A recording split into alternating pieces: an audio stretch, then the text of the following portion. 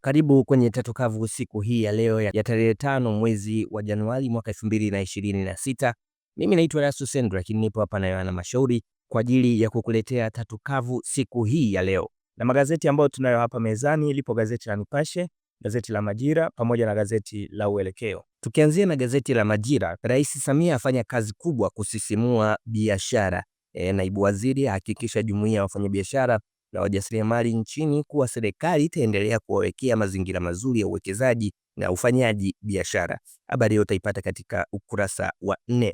Waziri Kombo aweka jiwe la msingi jengo la mafunzo. Habari hiyo utaipata katika ukurasa wa 4.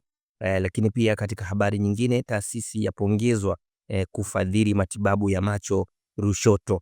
Habari hiyo utaipata pia katika ukurasa wa 4 vizuri zaidi. Lakini pia NIDA kuweka kambi Tabata kuanzia leo. Habari hiyo utaipata kwa undani zaidi katika ukurasa wa 2. Upande wa gazeti la Nipashe Mwanga wa Jamii linasema kwamba sheria mpya mishahara ya sekta binafsi itakavyokuwa ni kuanzia mwezi huu mshahara wa chini wapanda 33.4 Lakini habari nyingine inasema polisi yakamata vipodozi mayai vikiingia nchini. Habari inayoipata ukurasa wa 10 wa gazeti hili. Lakini video vya furaha dereva Mtanzania akiachiwa gerezani Sudani Kusini. Habari inapatikana ukurasa wa 7 wa gazeti hili. Lakini askari kanzu sasa watumia kudhibiti ajali za barabarani. Habari unaipata ukurasa wa 3 pia wa gazeti la Nipashe Mwanga wa Jamii. Gazeti la Uelekeo, leo yetu ndio kesho yetu, inasema ya kwamba wanaharakati waanze ziara kuelimisha amani. Habari hiyo utaipata katika gazeti hili, ikisema ya kwamba vijana walengwa ndio wakuu,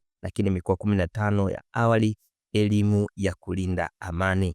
Lakini pia Nicolas Maduro ashikiliwa Marekani. Habari hiyo pia utaipata kwa undani zaidi katika gazeti hili.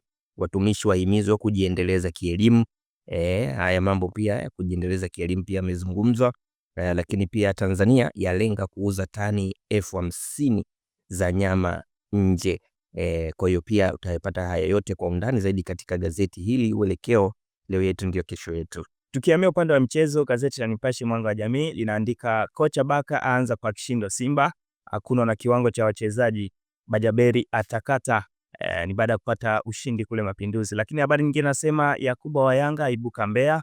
Habari hiyo unaipata pia katika gazeti hili. Lakini habari nyingine nasema Ateta rais amethibitisha ubora wake. Habari hiyo unaipata katika ukurasa wa 21 wa gazeti la Nipashe Mwanga wa Jamii. Katika gazeti la Uelekeo upande wa michezo nasema ya kwamba refa Mali ainyonga Tanzania AFCON.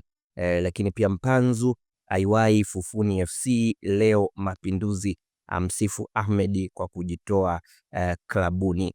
Lakini pia katika habari nyingine, Hersi ajenga na rais wa Sevilla. Lakini pia Yanga yatinga nusu finali Mapinduzi. Kwa habari nyingine nyingi sana utazipata kwa undani zaidi ukipata gazeti hili Uelekeo upande wa michezo. Katika gazeti la Majira kwenye mchezo linaandika Simba dimbani tena leo Mapinduzi Cup, kocha Awesi wafunguka. Lakini habari ya mwisho katika gazeti hili inasema Yanga yaanza kwa ushindi kombe la Mapinduzi. Habari hizi zote unazipata katika gazeti la Majira. Kwa hayo magazeti ndio yanahitimisha Tatu Kavu siku hii ya leo. Mimi naitwa Erasto Sendra, lakini nilikuwa hapa na Yohana Mashauri. Nikusii pia kuendelea kufuatilia vipindi mbalimbali vinavyoendelea hapa hapa Open Online Media.